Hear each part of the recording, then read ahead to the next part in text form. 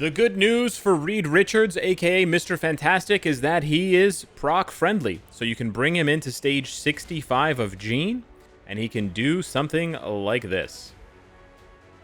Pop off for 1, 2, 3 plus bars with one rotation of a poorly rolled mighty CTP of energy. And then you can do that, and then you can get hit by that, and then you can go right back here and pop off again. He's super duper proc friendly. He's basically a 9.9 out of 10 on proc friendliness. I shouldn't have gotten hit by that. I apologize. And he does, solid damage there. That's the only time I missed my... I can't believe I missed my proc, bro. But yeah, he can easily do this content here, and I missed another proc. That's hilarious. That's crazy, but he's definitely proc friendly. Believe you me. I'm just getting extremely unlucky. There's basically one hit. Where he can miss, and as you can see, he can do like 10 bars in one rotation. So he absolutely obliterates this content. And why I'm highlighting specifically 65 of Gene is that it was actually difficult for me for a while, and I ended up having to use a completely juiced up Hulk to beat this stage with Paywall Abomination support, and I can't remember what else. But you don't have to do that anymore because Reed is here. And although I am getting hit by literally every purple circle, he is still really good and hits really hard. But unfortunately, being proc friendly is not all it's made out to be, because there's so many more game modes outside of that, and there's very few game modes that actually are going to utilize something like a poorly rolled energy to boot. But just to keep in mind, he was easily clearing that stage. I missed 2 procs. It's a 180 roll on this, not 200, and it's the frickin' all attack, all defense. It's not the beatdown. So this is basically just a regular CTP of energy with a little bit of extra attack. You can genuinely look at it that way. Now the build itself is quite good. I do have 17 Odin's Blessings there, and we got Spider-Man, and we got the 6-star artifact. The 6-star artifact does increase his damage by an additional 20%. So this is a pretty stacked build. The rotation itself is pretty straightforward. It's just 1, 2, 3, 5. Slight delay on 5 for him to flip up a rock, and then go into either 4 or 4 into 6 for the Ora. And it basically ends up looking like this. 1, 2, 3, 5. Slight flip, and then you're golden. Now, he's technically not 100% proc friendly, because as you saw there is a small hit. 1 hit. It said right there, 1 hit. So yes, there is a chance. So you're saying there's a chance? From Dumb and Dumber, there is a chance that he procs, but it's very low. It's very low. I got unlucky. It happened twice. I think I may have messed up my rotation a little bit. But yeah, it's a very easy rotation. 1 flip, and then boom, 4 into 6. Bunch of damage, 100 plus hits. Bob's your uncle. Okay? Very proc friendly, actually hits really hard. So that's basically the PvE review. You can slap a rage on him, you could slap a competition on him, you could slap an energy on him, you could slap a destruction on him. He's gonna clap. He's definitely gonna clap. I think he's gonna be quite good, particularly now because you can have access to Thing in tier 4 only world boss content. So remember, that support is gonna give Mr. Fantastic an extra 45 attack on top of his 65 leadership, which is 110. Then an additional 35% increased damage to villains, which is really good. And then on top of that, he gives them another 35% HP for tankiness. Yeah. So that's quite nice. But that's only PvE. That's the PvE side of things. Let's go ahead and check out the unfortunate PvP side of things. And we're going to go in with a brilliant conquest. We're just going to start right at the top. We're going to start right at the top with a brilliant conquest. I'm going to go ahead and unfortunately have to use this team here.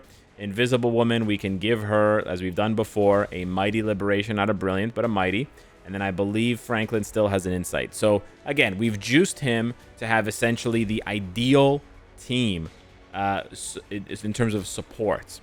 And we're basically just going to fish for I don't want to say weak team, but we're going to fish for a team. Okay, man, no, I know that player is really strong. There's no way. We're going to fish for a team that is just using Sentry. Oh, perfect. This Sentry doesn't even have good supports.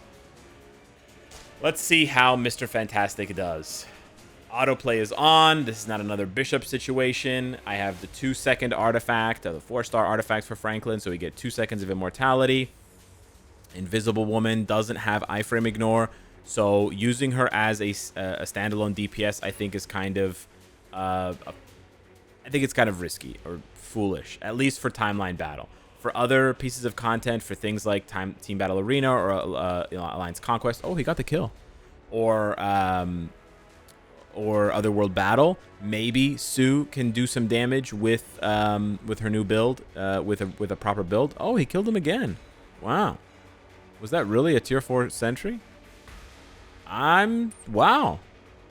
That's better than I thought. Clearly it's a terrible, clearly it's not a good team because, poor Jerry. He doesn't have any support whatsoever, Colossus, etc. But I was actually surprised that I was able to get enough damage. Let's go ahead and take a peek behind the curtain at that sentry.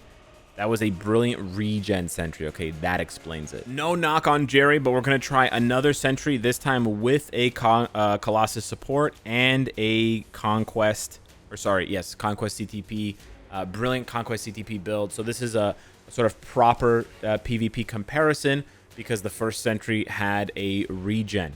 Now, I'm still hopeful. I'm still crossing my fingers that Mr. Fantastic can do some damage, but as you'll notice, despite the cleanse on his 3rd skill, he does still get knocked out of it sometimes. It's definitely better than before, but it's still not good enough. And as you can see, he still gets debuffed. He still gets locked. He still, just doesn't do enough damage. He's only getting like a third, maybe half of Sentry's HP down. Oh, he got a kill there. He's just standing still. His 3rd skill gets interrupted. He's ragdolling. He's ragdolling. He does get his 4th skill through sometimes, and it's actually surprising. He also pops quite a bit of healing, but he just gets guard broken way too much. He needs maybe super guard break immunity natively. It's really kind of disappointing. Again, you're trying to stack every kind of support with him, and he still struggles unless the builds on the characters you're fighting are very, very weak. So I still find him, and in general, I find the Fantastic Four team to be severely lacking for timeline battle. But there are other forms and other methods of PvP. So despite the fact that right now Otherworld Battle still has a huge nerf on humans with 500% increase damage taken, let's go take a look at how they perform. Now, against my better judgment, I did go ahead and refresh until I found a player that wasn't using Hela. And we're going to pop in Franklin, Thing, Invisible Woman, Colossus, and Mr. Fantastic. And we're basically just hoping for a Mr. Fantastic sweep, because Invisible Woman is actually further debuffed to only have 5% of her base stats right now, so she actually can't basically perform at all. So it's essentially a one-man show for Mr. Fantastic, but he is stacking the cleanse of Invisible Woman plus all of the team buffs, the Immortality artifact from Franklin, Colossus's buffs, as well as all of Thing's buffs, the 35% HP, the all defense, the super armor, the reduced reflect, etc. We did luck out and we're able to find one more team that isn't using Hela. I really don't want to spend the hours refreshing again to try to find a third team that doesn't use Hela. It's a really bad time for the Fantastic Four anyways because of the buffs. He is able to kill Jean and Adam once, but I believe on the wake up it's going to be curtains for him, and there you go. So yeah, I think with the new Otherworld Battle buffs changing in a couple of days, I think if they favor humans, if they favor the Fantastic Four, there is a chance that they could make some noise. But unfortunately, it's really it's make or break on the buffs. Right now the buffs are actually putting them at a disadvantage, but they're just not good enough under any circumstances to punch up, under any circumstances. So we really, in a lot of ways, it feels like nothing has changed in PvP, despite the fact that these characters just got brand new uniforms, because for the most part, it hasn't changed. They didn't give Mr. Fantastic many new buffs. They didn't give Invisible Woman iframe ignore or any other buffs. They didn't choose to improve Franklin's artifact, so it actually gives a meaningful amount of immortality, up to 7 seconds, like all the other artifacts do. And they certainly didn't give Thing enough buffs, even if I were to tier 4 him, to make a difference. So because Mr. Fantastic is not a standalone PvP character, he can't ever exist on his own. He always is going to need at least Franklin to do anything. there really isn't a way to review him that doesn't take into consideration the other members, right? At least Franklin. And then what? I'm going to use Wasp instead of Mrs. Fantastic, I guess, but it doesn't really matter that much. It's an extra 10% HP, I guess. But then Wasp is a much worse character than Invisible Woman, and it just sort of, you know, creates a different problem. So unfortunately, despite being better for PvE, he's pretty much the same for PvP for most things that matter. And that's kind of sad because we waited a year, man. We waited a year and they did almost nothing. So I think it's disappointing. I think they need a rework. I don't think the rework necessarily is with Mr. Fantastic. I think it's with the other members of the Fantastic Four. But as of right now, I can't recommend this uniform for PvP at all.